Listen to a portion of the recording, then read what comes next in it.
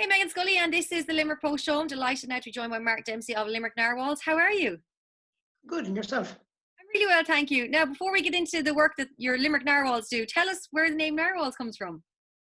One of our members, Brian Dillon, he came up with the name. It's that whale that lives in the ice up in the Arctic. It's the whale with the big long tusk on the front. So, and you would often see them in the ice, and they jump up and down the ice, and you will see them. So that's where narwhals, ice swimming, winter swimming, all led into the name. Of course, that is what you guys do. You do open sea swimming and water swimming, and as you said, ice, winter, doesn't matter what time of year it is. And people might be No. familiar with seeing you going along the River Shannon because you take to the water quite a bit. Yeah, we're in the water. I'm just out of the water myself. I was out in Castleconnell there just the last half an hour. But you could see us anytime in the year. O'Brien's Bridge, Castleconnell, Shannon Boat Club in Anacotty, from the Slipway in St. Michael's Boat Club in town, from the Corrigower Boat Club. So anywhere that we can get in, you could see us there. And when were the Limerick Narwhals founded? Around 2016, we started doing winter swimming, and just to kind of finish off the summer season where we swim around it, and then we just kind of kept going, and then we fell into this thing called the International Ice Swimming Association. Wow. As most people do, you don't plan to do it; you just fall into it, literally. It's absolutely wonderful. And you know what I love the most about it is it's shining a positive light on the river and the waters around Limerick. Oh God, yeah. Like last Saturday, just one of the lads said, we'll go and have a swim, and we'll meet down at the end of the middle road, and we'll swim down to town, get out in the middle of town and go and have something to eat. So it was just going to be 2 or 3 or 4, maybe 5 of us, but it ended up being 28 of us. Wow. So a couple of weeks beforehand, we had the island swim, where it started off with just, again, 10 or 12 of us. And then last year we had 52. This year we had 91. Wow.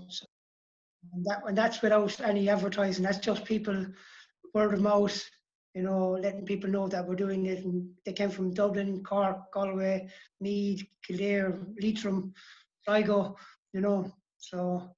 Have you noticed, I suppose, since maybe lockdown, a greater demand for swimming? Because I've even noticed myself, I've gotten into the water so many more times this summer than ever before in Ireland. Yeah, I think, with the pandemic we got, with the pools closing, and people do like going swimming, the pools have closed down, people started swimming, they found out that the water is clean. A lot of times they thought it was dirty, but in fairness to the people involved in the Limerick sewage system, there back in about 25 years ago, the water has been absolutely brilliant. There's a girl, she's actually on the Guinness Book of Records for doing the longest ice swim. So for a female, she was up last week. She lives in Cork, and she says that the only river swim she does is the one in Limerick because the water is so clean. Wow, okay, that's actually really interesting to know as well, because as you said there, I think a lot of people, again, associate the river in Limerick with being filthy and not being clean. But, as you've shown, people are turning up in their numbers from all over Ireland to swim here. So that's another positive note to let people know. And Mark, do tell us, so when it comes to swimming, obviously, tides and everything is hugely important, and knowing the times. So how do you work that one out? Well, the tides, we have a website, it's the limericknarwhals.com, and on the bottom of it we have the tides. We can get, you can just click on it and you get the tides and that. We get our tides from the Shannon Port Authority, who've been looking after tides for hundreds of years now at this stage. It's quite simple. It just says the time of day, if it's a high tide and how high it is, and if it's a low tide and how low it is. So it's easy to follow, and just keep an eye out for if the power station is on, because the water might look calm, there could be a lot of flow. Like I wouldn't be going in on my own. Even with my experience, I would never get in on my own, and I wouldn't be recommending people to start swimming down the middle by in town. I go out to Castleconnell and get used to the water first. So That was actually going to be my next question. But for maybe those of us who aren't very competent swimmers, or as confident, you say to start out somewhere like Castleconnell, maybe to build up your confidence first. Yeah, like, only go into, like, we only go into town once in a while, because of the tides. Like last Saturday, it was just a perfect tide. We're going next Saturday evening. We're doing an evening swim. We're going, I think it's 7:30 on Saturday evening. We're going to get into the river where it's going to be a night and a dark swim. So we all have our, we'll have a little flashing light that we'll all have, a glow stick type of thing, our little can boys. And it'll be a lovely view to see people swimming with King John's Castle in the background. And we'll just swim up and down there nice and steady, we won't be doing anything mad or any distance, but it'll be just, again, it's trying to promote open water swimming in the city. And, hopefully in time to come with the Corbally Baths, if we get the Corbally Baths reopened, we can swim there any time of the day, because it's non-tidal, I know, and this is something I did see on your Facebook page, was the Corbally Baths. I've walked around there quite a bit myself. What a great amenity we have, and we're not utilising at all. It's years ago it was a focal point of the city and of Corbally, and now it's sitting there and it needs work. And as you said, what a great place we could even to get people swimming again and get people used to the water and just to use it and to have it.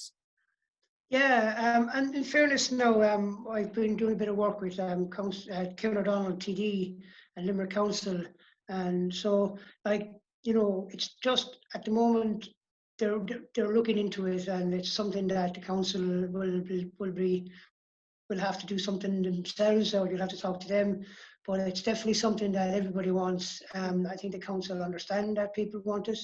I think the amount of people that were at the Island Swim kind of pushed it a small bit more, and so, but it's all going in the right direction. The water quality is getting better. More people want it. To be honest, when the pools closed, it really, really helped our cause, because people do want to swim in the river. People do want to swim in seas. This pandemic was another advantage for us, because people couldn't go to the beaches, couldn't go to Ballybunion, so they had to stay local. So they found out that going to Kilkeen, going to Ballybunion, even though it's lovely swimming in the sea, they have it on their doorstep as well, and that kind of really helped. And a lot of people got more confident that the water was clean because they couldn't travel anymore, and you can't keep a swimmer out of water Absolutely. Mark, for people who are maybe interested in joining up or getting involved, how can they? Well, on our website, there's a contact us. You can contact us on the website. And what we'll try to do is, we're just a group of people who swim. We're not a club as such. It's a club that's non-competitive, but we do compete. Myself, Pierce Ryan and John Ryan have competed at World Championship level. Amazing. And we have like a group of, like last year it was the ladies' turn. I think there was 8 ladies did an ice mile or ice swimming of some form, because there's 3 different competitions. If you're going to competition wise, there's just getting in and swimming is your basic, and then you have an ice kilometre, and then you have your ice mile, which is and each one of them, an ice mile or an ice kilometre, has to be swum in water below 5 degrees without a wetsuit. So, wow, okay, because I was wondering, when you're saying ice swim, I was wondering about that. So below 5 degrees without a wetsuit. Yeah, that's if you want to compete. But we have no problem swimming with people with wetsuits as well. If they want to get in and go for a swim with us, it's an advantage for us to have somebody in a wetsuit, because not every day we can all go swimming and we can all meet up. And the more people we have, if we have people in wetsuits who want to try it, there's actually a little bit of more safety for us in case anything happens to us. Yeah. But every single person who does ice swimming has to get a medical. They have to, and if you want to go on, you have to get a medical from your doctor. You got to get your ears tested because of cold water. You got to get a heart test, an ECG, and you have to get a mental test. And to find out that you're sane, you're not allowed in. You have to be a little bit mad. Well, you know what? I know they always say there's so many health benefits as well to getting into cold water, and they even say things like having cold showers in the morning. It's actually health beneficial. So you know what, Mark? Maybe I'm definitely going to get a wetsuit first, but then I'm definitely going to try get my confidence up again, and then join you for an ice swim maybe down the line. You wouldn't believe it, but if anyone who knows me knows that I will not have a cold shower. Really? Would you No, no. would you swim in minus? I swim in 0 degree water. I still won't have a cold shower. Wow. Okay, that's very Yeah, interesting. I I nearly have blisters from the heat of the shower when I get out of it. Oh, I like to get into it all together now instead of this. yeah. But like yeah, we swim on Sunday mornings, 10 o'clock or 12 o'clock. But keep an eye on our website when we put more information on it. But we're hoping to do an introduction to winter swimming where people come and ask questions before they get in. Yeah. That will be done in the next week or two. So we'll be putting that up when that's going to happen. And we're going to, like, one of our swimmers is a world bronze medalist. That was John Ryan.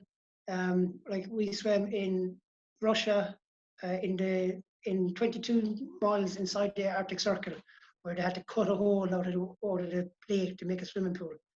Oh And the my water gosh. the water was 0 degrees there. And then we did our miles up in Clontarf Bats in Dublin. It's the same as Corbally Bats, but it's done up. So when we go up there, we get very depressed coming home. We have to go home to nothing, But like we have, like some of our swimmers, we have Rosie Foley. She swam the English Channel. She swam the Stretch of Gibraltar. We have there's people who have only. Most of the people who do the ice swimming or the winter swimming start off with the summer swimming, and they just stay on and keep going for as long as they can.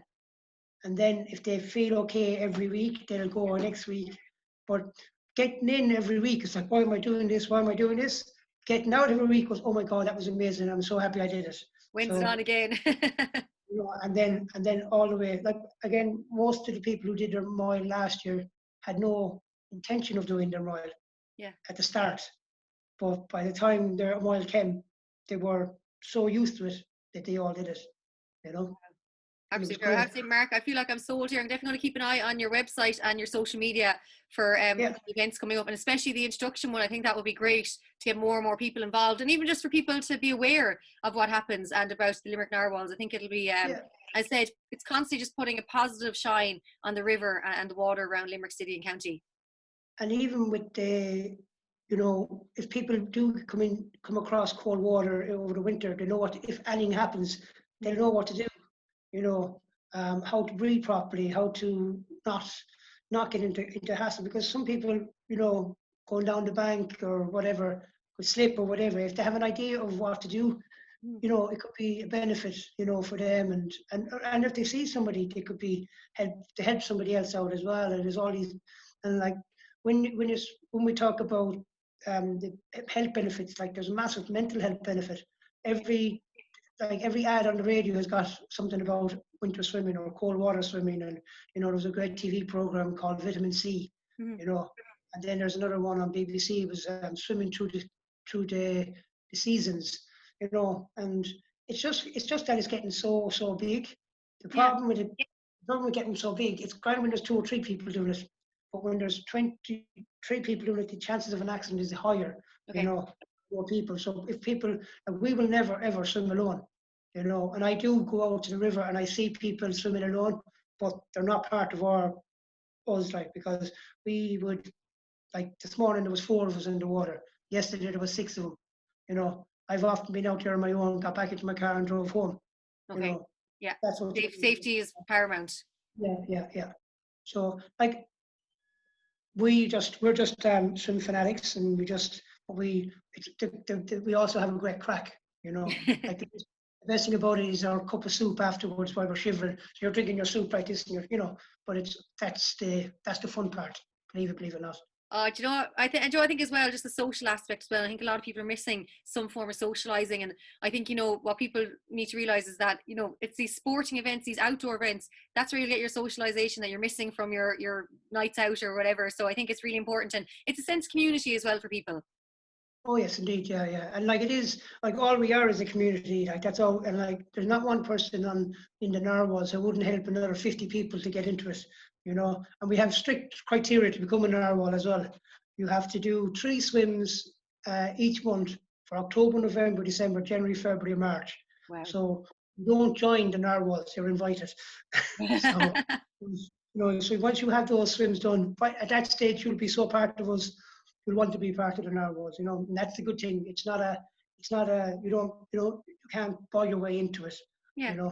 And so anyone can do it. Anybody who can get a pair of swimming trunks, hat and goggles can become a narwhal.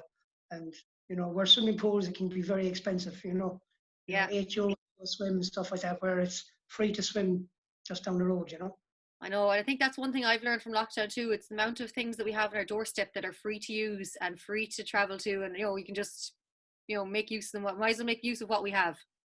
Yeah, definitely, yeah. And like these shows and interviews with the radio and the papers are really, with Joe Nash, he's really been very good to us over the last couple of years with the Post and the Leader writing, giving us our write-ups. So it was hard to get people on board at the start, but I can tell you now, the amount of people who are asking and the amount of people who want to do it, it's just going to get bigger and bigger and bigger. And, with being bigger and bigger and bigger, we need to make sure it's safer and safer and safer as well. Absolutely. Absolutely. Mark Dempsey of Limerick Narwhals, thank you so much for joining me on the Limerick Post Show and tell me all about the sea swimming and everything you do. I have to say, you've definitely got an interested party here right now from everything you've said. Well, I have your email now. You'll be sent the introduction, the training day introduction, so you're more than welcome out. Please do. And of course, website Limerick Narwhals and Facebook as well. Mark Dempsey, Gurmila Mila Malgath. Cheers. Bye-bye.